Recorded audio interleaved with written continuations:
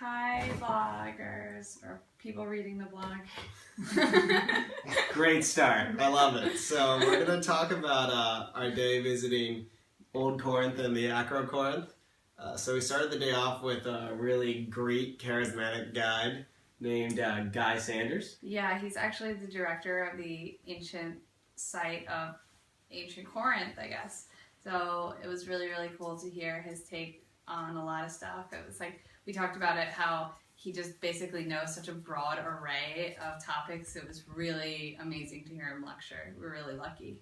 I mean, yeah, his experience is really vast. He's been there for around 20 years. But what we liked in particular was that PCC had given us a bit of an overview ahead of time. And so he was able to just kind of go off on tangents that were really interesting. For example, we talked about Herodotus and his amazing parallels throughout his histories, and then the fact that characters such as Helen can have multiple interpretations depending on the source. So, stop Boatsy. So they can be viewed positively as a force. Damn it, Boatsy. Oh my gosh, you suck. So, yeah. Helen's viewed positively as like a force of the gods in some versions, for instance, and then he went into some violent Game of Thrones descriptions of how you can interpret the bones after they've been buried. Yeah, and he also discussed like how the temples were constructed with they had this really cool iron clamp that when you pulled up on it, it would expand and they would put it in blocks and it would lift them up, which is really cool. And then after that, we all hiked up the Acro Corinth, which was really, really fun, and we got some amazing views that you can see in the pictures.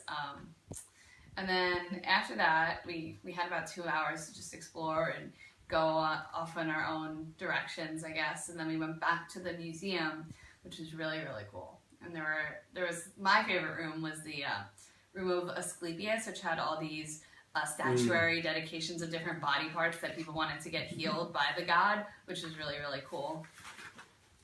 Yeah, no, it was really cool. It really showed that because they're archaic pieces, that the craftsmen back then had the skill to make detailed statues, but they just chose not to in their artistic expression because it wasn't what they wanted.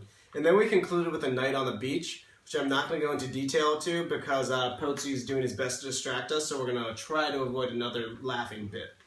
Thanks, guys. Checking out. See you tomorrow.